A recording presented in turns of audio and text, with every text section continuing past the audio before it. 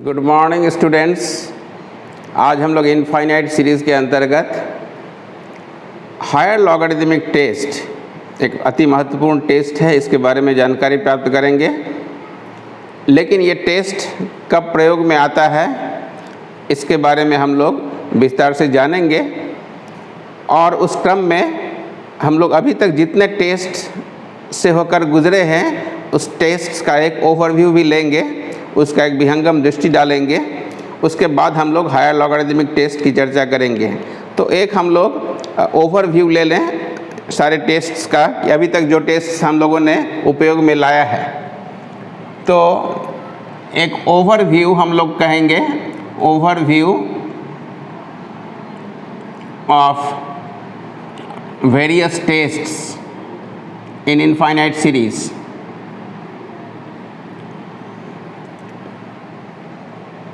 Overview of various tests in infinite series. तो हम लोग देखेंगे कि यहाँ एक छोटे से डायग्राम को हम लोग बनाने का प्रयास करते हैं।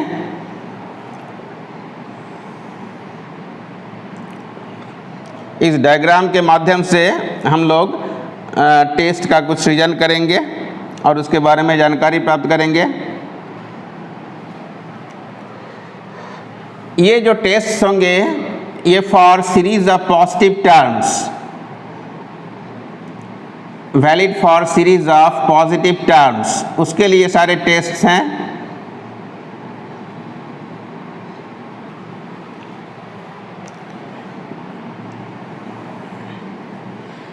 क्या अगर सीरीज ऑफ नेगेटिव टर्म्स होता तो ये सारे टेस्ट इनवैलिड होते?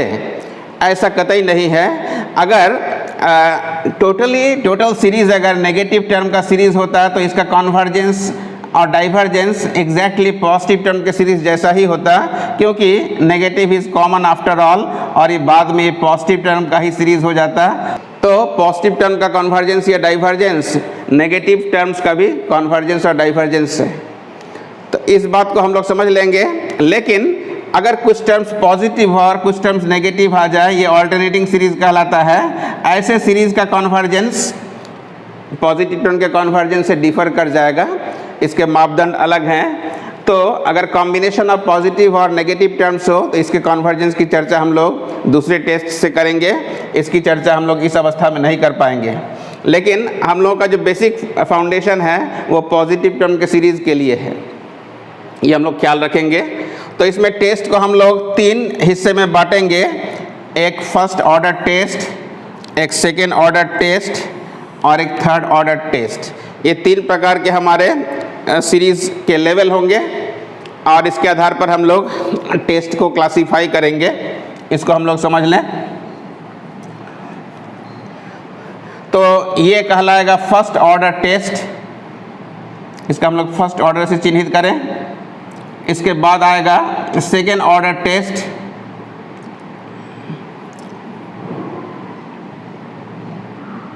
एक आएगा थर्ड ऑर्डर टेस्ट और एक 0th ऑर्डर, मतलब आरंभिक टेस्ट, ज्योमेट्रिक सीरीज या कुछ ऐसे इनइक्वालिटी है। तो इन सबों की मदद से हम लोग कन्वर्जेंस टेस्ट कर लेते हैं। जैसे for example comparison test. Comparison test में कुछ स्टैंडर्ड टेस्ट की मदद से कंपैरिजन टेस्ट के बारे में हम लोगों ने पहले अध्ययन कर रखा है, आप उसको ज़रूर दोबारा देखने का प्रयास करेंगे। कंपैरिजन टेस्ट ये बहुत महत्वपूर्ण है। इसमें तीन प्रकार के कंपैरिजन टेस्ट की हम लोग चर्चा किए थे। एक डायरेक्ट कंपैरिजन टेस्ट है, एक लिमिट कंपैरिजन टेस्ट है और एक तीसरा टेस्ट होता था वो था रेशियो कंपैरिजन टेस्ट। लेकिन सवालों को बनाने के क्रम में हम लोग डायरेक्ट कंपैरिजन टेस्ट और लिमिट कंपैरिजन टेस्ट का बहुत इस्तेमाल करते हैं। डायरेक्ट कंपैरिजन टेस्ट में हम लोग किसी ज्योमेट्रिक सीरीज से उसके टर्म्स की तुलना करके इनइक्वालिटी के रूप में कॉन्वर्जेंस या डाइवर्जेंस का पता लगा लेते हैं, या फिर और कुछ बेहतर इनइक्वालिटी का उपयोग करके, जिसके कन्वर्जेंस या डाइवर्जेंस के बारे में हम लोगों को ज्ञान है, उससे कंपेयर करके, या फिर ऑक्सिलरी सीरीज से अर्थात लिमिट कंपैरिजन टेस्ट से हम लोग सीरीज के कन्वर्जेंस या डाइवर्जेंस का पता लगाते हैं। जब कंपैरिजन टेस्ट लागू नहीं हो पा रहा है, इसमें और भी प्रक्रिया की ज़रूरत है, तो कुछ आगे के टेस्ट के बारे में हम लोग ध्यानाकर्षण करते हैं। उस क्रम में हम लोग पहला जो टेस्ट हम लोग उसमें देखते हैं वो है डी-एलम्बर्ट्स रेशियो टेस्ट। जब कंपैरिजन टेस्ट काम नहीं कर रहा है, उस अवस्था में हम लोग स्विच करते हैं डी-एलम्बर्ट्स रेशियो टेस्ट। इसको हम लोग दो भाग में बांट दें, D'Alembert's ratio test, D'Alembert's ratio test.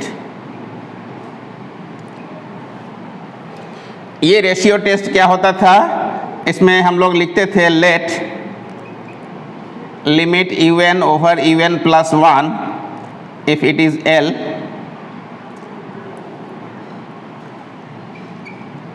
n tends to infinity, then summation u n converge कब करता था, then summation u n is convergent if L exceeds 1 and divergent if L precedes 1, L 1 से छोटा होता था। और एक फर्स्ट ऑर्डर टेस्ट में और एक इम्पॉर्टेंट टेस्ट है, that was D'Alembert's ratio test था।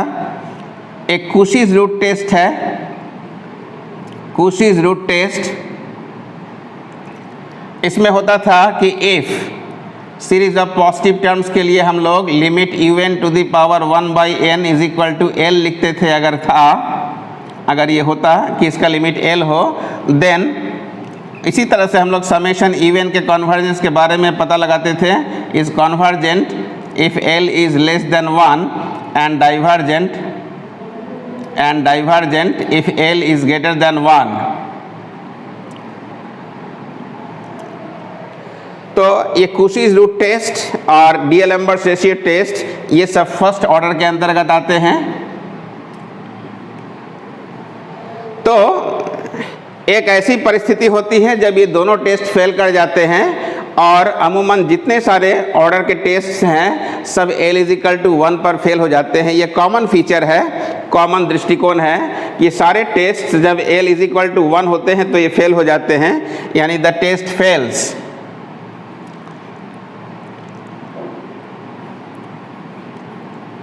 When L = 1 the test fails, और ये भी when L = 1 the test fails। ये सबों में कॉमन फीचर होगा कि जब L 1 से बड़ा होगा तो ये कन्वर्ज कर रहा है, जब L 1 से छोटा होगा तो डाइवर्ज कर रहा है सीरीज। इस प्रकार से इसके भी पास वही गुण है कि जब 1 से यहाँ छोटा हो रहा है ये कन्वर्ज कर रहा है, जब 1 से बड़ा हो रहा है तो डाइवर्ज कर रहा है। स्टूडेंट्स रिमेंबर, ये दोनों इनइक्वालिटी में रिजल्ट में थोड़ा सा रेसिप्रोकल रिलेशन दिखाई पड़ रहा है। ये L 1 से बड़ा के लिए कन्वर्ज कर रहा है और L 1 से छोटा के लिए डाइवर्ज कर रहा है, जबकि इसके साथ ये उल्टी बात है। तो दोनों सिस्टम को इक्विवेलेंट बनाने के लिए, होमोजीनियस बनाने के लिए आप इसके रेशियो को उल्टा ले सकते हैं। अगर इसके रेशियो को रिवर्सल यानी इसके रेसिप्रोकल लिमिट को अगर लेंगे, un + 1/un का लिमिट अगर हम लोग सपोज अगर मानो L होता, तो उस अवस्था में यही कंडीशन होते हैं। ये सीरीज़ अगर इसको रिवर्सल कर देते तो ये कन्वर्ज करता कब, जब L 1 से छोटा होता, और डाइवर्ज करता कब, जब 1 से बड़ा होता। तो ये अगर इसको रेशियो को उलट देंगे तो रिजल्ट भी उल्टा हो जाएगा और इसके साथ मैच कर जाएगा, कन्फर्मिटी रहेगी। लेकिन ये इक्विवेलेंट फॉर्म हो गया एलम्बर्ट्स रेशियो टेस्ट का। तो रेशियो टेस्ट का ये दूसरा फॉर्मेट है, इक्विवेलेंट फॉर्मेट हो गया। तो रेशियो टेस्ट को तो दूसरी तरह से भी लिखते हैं, is convergent if and divergent if. तो रेशियो टेस्ट ये है या ये है, दोनों इक्विवेलेंट हो गया, इसको हम लोग ख्याल रखेंगे। तो ये सारे फर्स्ट ऑर्डर टेस्ट कहलाते हैं। फर्स्ट ऑर्डर टेस्ट कब फेल कर गया, जब L इज एग्जैक्टली 1। तो L इज एग्जैक्टली जब 1 होता है तो उस समय या तो हम लोग वापस कंपैरिजन टेस्ट के शरण में आएंगे, अगर वो एप्लीकेबल नहीं है तो फिर हम लोग सेकेंड ऑर्डर टेस्ट में आएंगे। पहले मंजिल में जवाब नहीं मिला, दूसरी मंजिल में हम लोग चढ़ेंगे तो यहाँ पर लिखेंगे इसका नाम है रेब्स टेस्ट, जिसके बारे में हम लोग अध्ययन कर चुके हैं। रेब्स टेस्ट। रेब्स टेस्ट कब लागू होता है स्टूडेंट्स? इसको हम लोग रिकैप रिवाइज करें। If limit n tends to infinity n u n over u n plus 1, इसका लिमिट जब एग्जैक्टली 1 हो जाए तो 1 को हम लोग लेफ्ट साइड में लाके फिर n से मल्टीप्लाई करके अगर उसके लिमिट को l पाते हैं तब कहते हैं कि समेशन इवन इज कन्वर्जेंट। ये कन्वर्ज कब करेगा? If l exceeds 1, and diverge कब करेगा? समेशन इवन जब l प्रीसीड्स 1। तो ये रेब्स टेस्ट हो गया। और इसके समानांतर फलक पर, ये दोनों समानांतर फलक पर चलने वाले हैं, इसलिए इसको फर्स्ट ऑर्डर में जगह दिया गया है।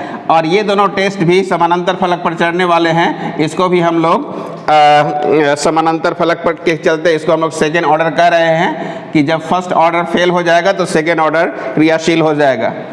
इसको हम लोग लॉगरिदमिक टेस्ट कहेंगे। लॉगरिदमिक टेस्ट की संज्ञा देंगे। और लॉगरिदमिक टेस्ट कब लागू होता है देखा जाए students? If limit n tends to infinity log of u n over u n plus 1 is equal to, अगर l हो, इसमें से n फैक्टर से मल्टीप्लाई करने पड़ेंगे। इसका लिमिट अगर l हो then summation u n is convergent if l exceeds 1 and divergent if l precedes 1। फिर वही पुनरावृत्ति फिर होगी। यहाँ पर हम लोग वाचफुल रहेंगे कि जब l इज इक्वल टू 1 हो जाए इस अवस्था में भी फिर ये दोनों टेस्ट फेल हो जाते हैं। l is equal to 1 is the failure case for each of this tests. हम लोग देख रहे हैं ये टेस्ट भी l इज इक्वल टू 1 के लिए फेल हो गया, ये टेस्ट भी l इज इक्वल टू 1 के लिए फेल हो गया, ये टेस्ट भी l इज इक्वल टू 1 के लिए फेल हो गया, ये टेस्ट भी l इज इक्वल टू 1 के लिए फेल हो गया। The test fails if l is equal to 1, ये हम लोग समझ लिए। इफ l इज इक्वल टू 1, ये भी test fails. The test fails if l is equal to 1।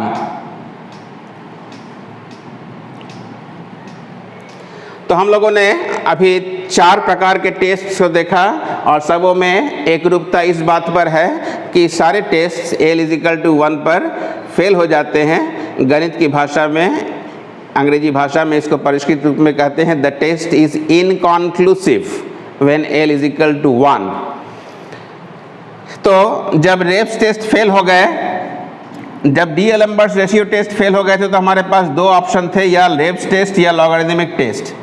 इसी तरह से जब कुशी रूट टेस्ट फेल हो गए तो हम लोग सेकेंड ऑर्डर टेस्ट लगा सकते हैं, लॉगरिदमिक टेस्ट या रेब्स टेस्ट, या उसके पहले हम लोग इधर का भी मूव कर सकते हैं, कुछ कंपैरिजन टेस्ट का भी इस्तेमाल कर सकते हैं। जब ये नहीं लागू होगा तब इधर की ओर बढ़ेंगे। इसमें भी इसी प्रकार की बात होगी। ये जब फेल हो जाएगा तो या तो इधर के शरण में आएंगे, नहीं लग रहा है तो फिर वापस इसमें आएंगे। अब जब रेब्स टेस्ट फेल हो रहा है, जब l बराबर 1 है तो हमारे पास है de Morgan and Bertrand test. De Morgan's and Bertrand test. De Morgan's and Bertrand test. और जब लॉगरिदमिक टेस्ट फेल हो जाए तो हमारे पास एक हायर लॉगरिदमिक टेस्ट है। Higher logarithmic test. Higher logarithmic test. ये दोनों टेस्ट भी समानांतर फलक पर चलने वाले हैं, समानांतर पटरियों पर चलने वाले हैं। जो एक मंजिल पर हैं इनके मान समान है, अर्थात दोनों इक्विवेलेंट फॉर्म्स हैं। किसी में अगर ये भी लग सकता है या भी ये लग सकता है, दोनों के रैंक सेम है, इन दोनों के रैंक सेम है, इन दोनों के रैंक सेम है। ये इस तरह से समझा जाए तो D Morgan's and Bertrand test कब होगा? जब इसका लिमिट एग्जैक्टली 1 हो जाए, अर्थात l का वैल्यू 1 हो जाए। तो उस अवस्था में हम लोग क्या करेंगे कि जो प्रीवियस एक्सप्रेशन है डी मॉर्गन्स का, इसको हम लोग पहले लिख लें कि n even by u n plus 1 minus 1, इतना तो पहले से था ही, और इसका वैल्यू जब 1 हो रहा है तो 1 को हम लोग बाईं ओर लेते आए, 1 को बाईं ओर लेते आए और पूरे का एक लिमिट हम लोग निकाले log n के साथ। और ये अगर L हो जाए n टेंड्स टू इन्फिनिटी में, स्टूडेंट्स याद रखें इस एक्सप्रेशन का वैल्यू अगर एग्जैक्टली L हो देन समेशन इवन कन्वर्ज करेगा, summation u n is convergent if L exceeds 1, ये CGT अर्थात कन्वर्जेंट है, and divergent if L precedes 1। Higher logarithmic test कहता है कि इफ ये लिमिट अगर एग्जैक्टली 1 हो जाए अर्थात n log u n by u n plus 1 का लिमिट अगर 1 हो जाए तो 1 को आप लेफ्ट साइड में ले आएँ और इसका फिर अगर log n से मल्टीप्लाई कर दें, ये अगर L है, किस स्थिति में, जब n टेंड्स टू इन्फिनिटी की स्थिति में है, then summation u n is convergent if L exceeds 1 and divergent if L precedes 1। ये भी उसी अवस्था से गुजरता है, the test fails when L is equal to 1। ये भी वही स्थिति से गुजरता है, the test fails when L is equal to 1। तो ये सारी अभिव्यक्तियाँ को हम लोग जानने का प्रयास करते हैं और इसके तहत हम लोग आगे की क्रियाशीलता में जाते हैं। तो ये एक चेन ऑफ टेस्ट हुआ, इसमें 3 और 3 6 टेस्ट हैं। ये दोनों समानांतर हैं, ये दोनों समानांतर हैं, ये दोनों समानांतर माने जाएंगे, अर्थात ये नहीं लगने से फिर इन दोनों में से किसी को भी लगाया जा सकता है, प्रेफरेबली इसको लगाते हैं। फिर ये नहीं लगने से या तो हम लोग ऊपर की दिशा में जाएंगे या फिर नहीं होता है तो फिर नीचे की दिशा में इन दोनों में से किसी में जा सकते हैं। ये दोनों इक्विवेलेंट फॉर्म्स हैं, ये दोनों भी इक्विवेलेंट फॉर्म्स हैं। सवाल के दृष्टिकोण से दोनों लगाए जाते हैं। जब पावर फंक्शन से डील करना होता है तो सामान्यतः हम लोग लॉग लगाते हैं। इस तरह का एक सेंस है, जब पावर रहेगा तो पावर को नेगोशिएट करने के लिए हम लोग लॉग का इस्तेमाल करते हैं। उस अवस्था में बहुधा लॉगरिथमिक टेस्ट का हम लोग सृजन करेंगे। तो ये सारे टेस्ट थे, इसके बारे में हम लोग को ज्ञान हो गया कि कौन टेस्ट कब किस तरह से लागू होते हैं। लेकिन ये जो चेन रूल है, इस चेन रूल के तहत सब एक दूसरे से कोरिलेटेड है। ये फेल हो गए तो इसको लगाना है, ये फेल हो गया तो इसको लगाना है। इस तरह से हम लोग टेस्ट का एक ओवरव्यू ले रहे थे। लेकिन हम लोग का जो विषय वस्तु है उस पर अभी हम लोग आएंगे, that is higher logarithmic test. Higher logarithmic test कब लागू होता है, जब या तो रेब्स टेस्ट फेल हो जाए या फिर लॉगरिथमिक टेस्ट फेल हो जाए। तो दोनों में से किसी एक के फेल होने से हायर लॉगरिथमिक टेस्ट की सूचना हम लोग पाते हैं और उस अवस्था में हम लोग हायर लॉगरिथमिक टेस्ट के बारे में अभी ज्ञान प्राप्त करेंगे। तो अभी हम लोग हायर लॉगरिथमिक टेस्ट के बारे में सूचना प्राप्त करेंगे। तो हम लोग का विषय वस्तु होगा हायर लॉगरिथमिक टेस्ट। इसको हम लोग लिखते हैं, इसका स्टेटमेंट हम लोग ऐसे देंगे,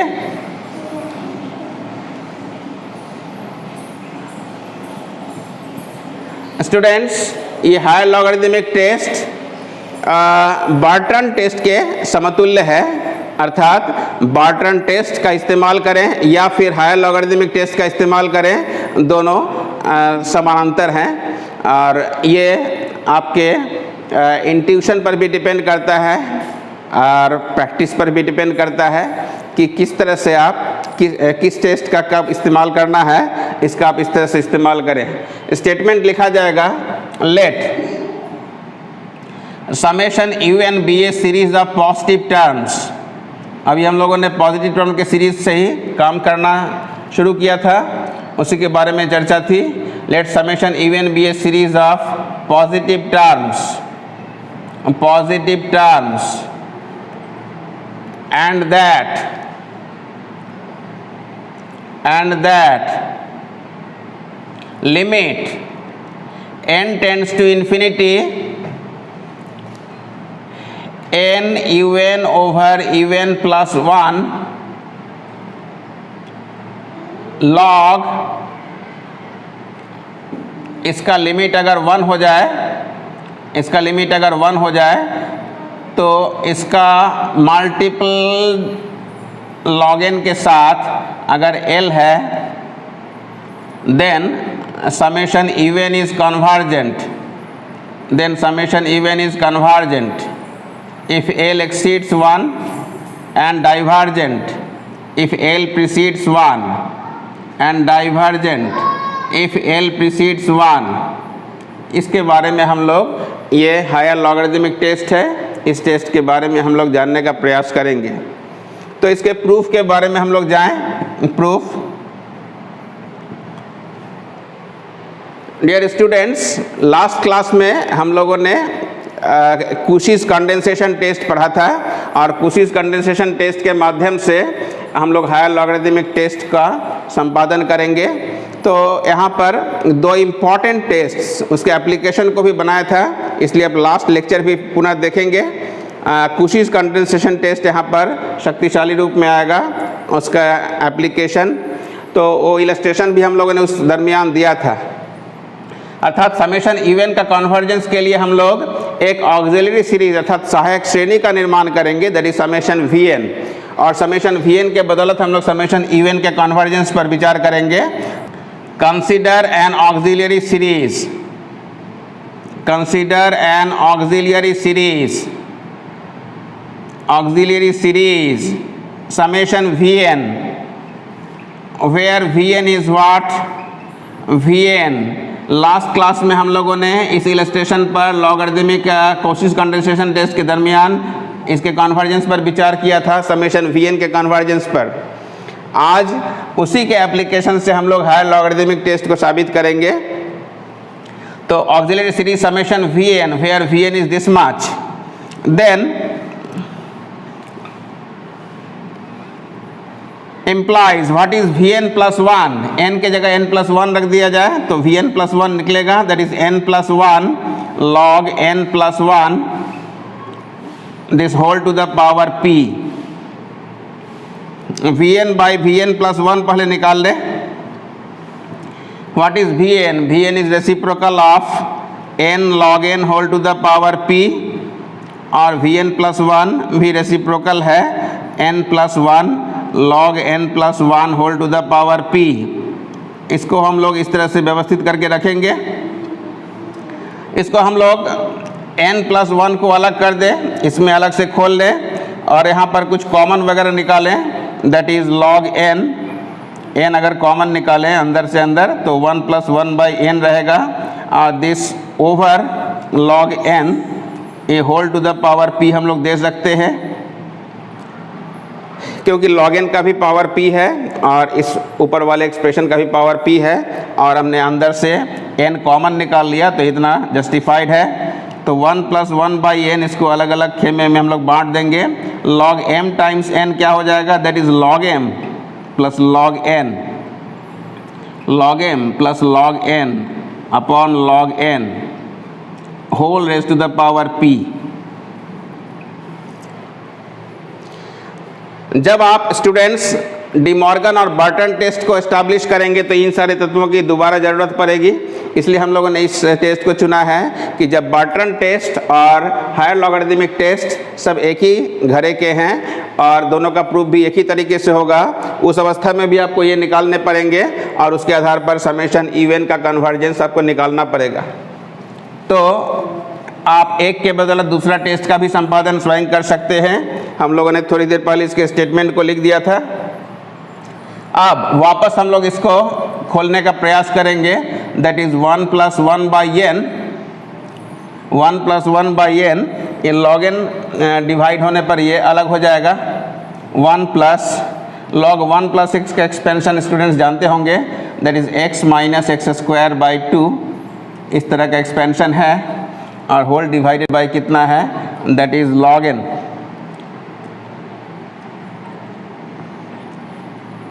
log n और ये whole to the power p रहेगा।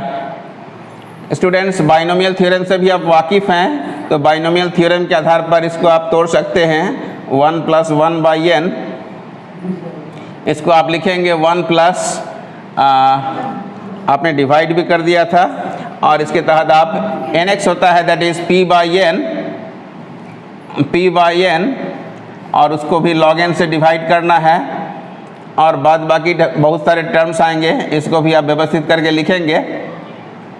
-1/2 स्क्वायर यानी p/2n स्क्वायर log n,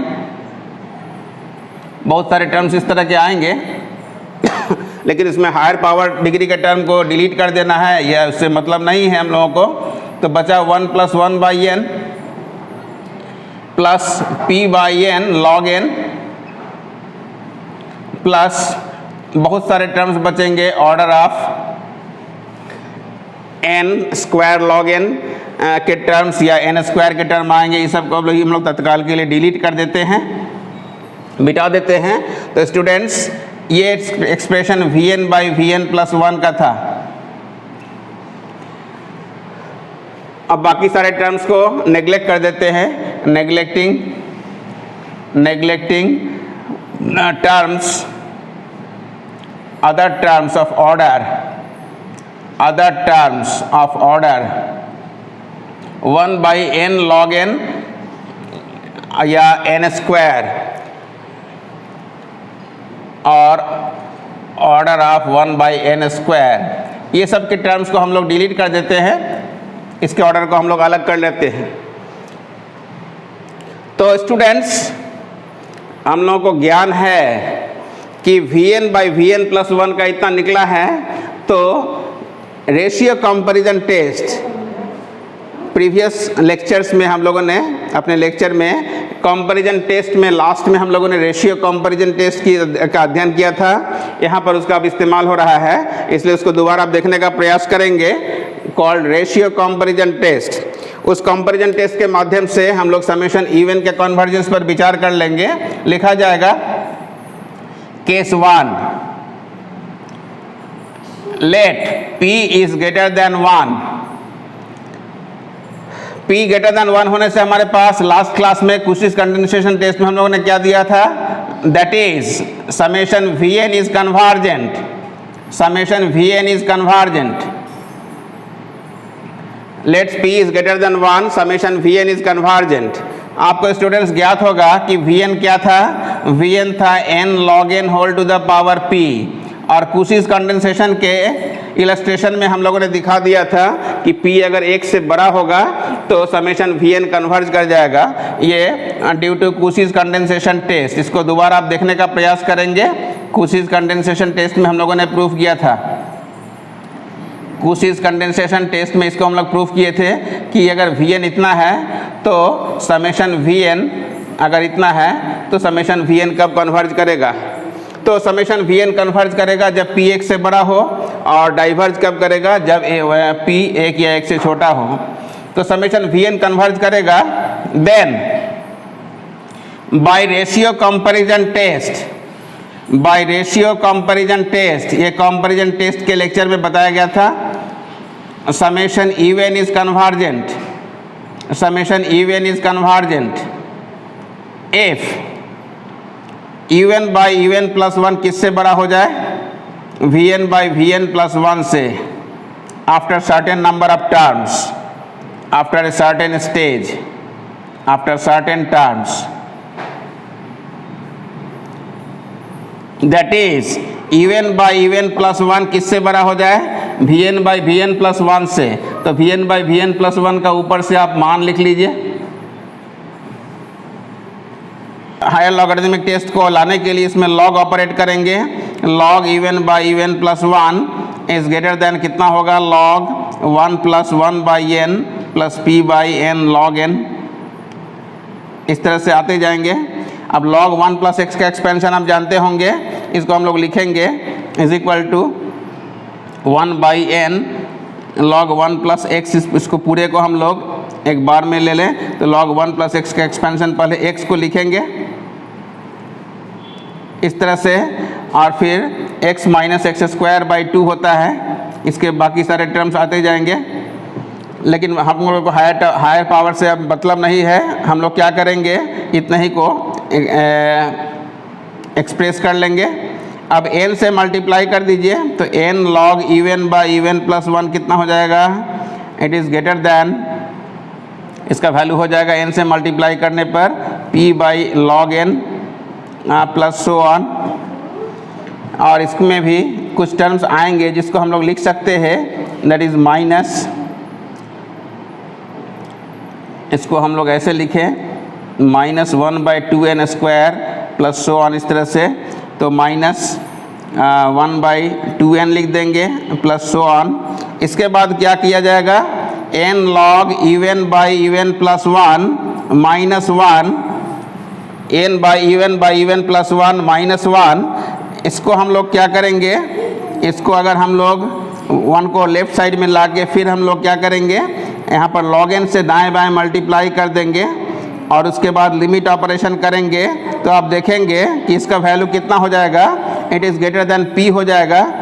और अगर log n से मल्टीप्लाई करेंगे, 1 को आप लेफ्ट साइड में लाएं, इसके बाद पूरे को आप log n से मल्टीप्लाई करें तो log n से मल्टीप्लाई करने से ये क्या हो जाएगा, log n बाई n।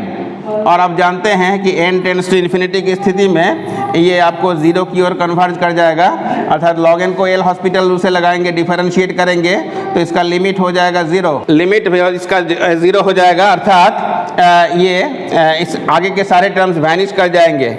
लेकिन ये p किससे बड़ा था, px से बड़ा था, इसका मतलब ये सीरीज़ क्या कर जाएगा, कन्वर्ज कर जाएगा।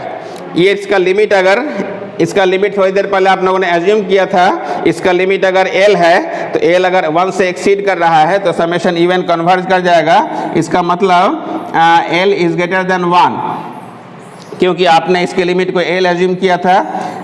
याद रखें, इसके लिमिट को हम लोगों ने l एज्यूम किया था और ये अगर लिमिट 1 से एक्सीड कर जाए तो इसको आप इस तरह से भी लिख सकते हैं कि ये ऐसे लिख सकते हैं। और इसका लिमिट अगर क्या हो जाए, अगर 1 से अगर एक्सीड कर जाए तो ये अगर 1 से एक्सीड कर जाए, that is l, it implies summation u n is convergent, this implies summation u n is convergent.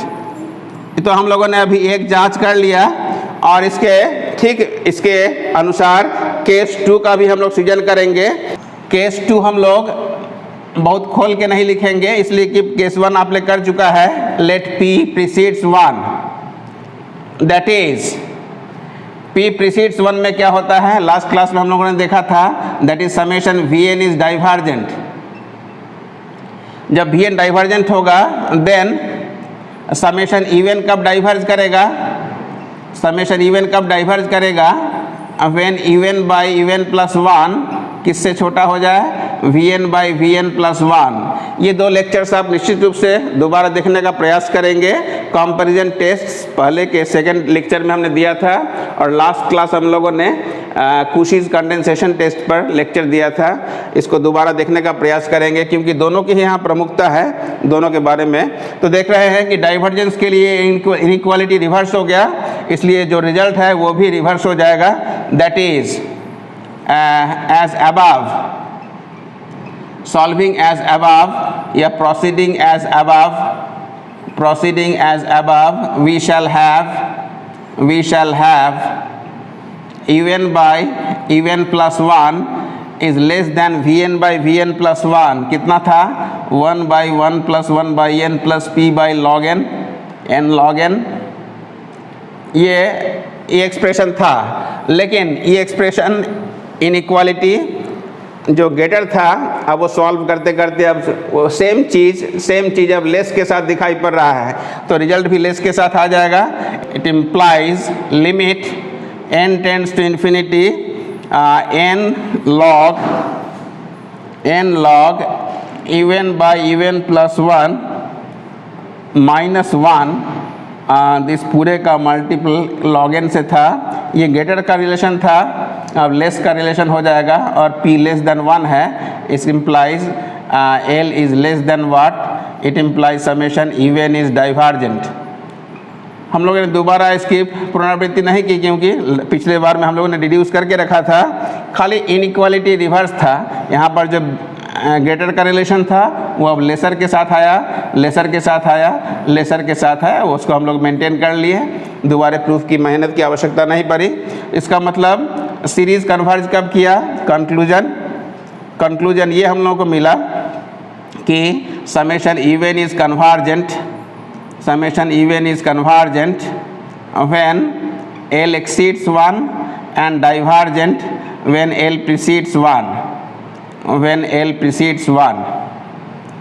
और बाकी हम लोगों को अभी तत्काल जानकारी नहीं मिल पाएगा कि L = 1 के केस में क्या स्थिति बनेगी।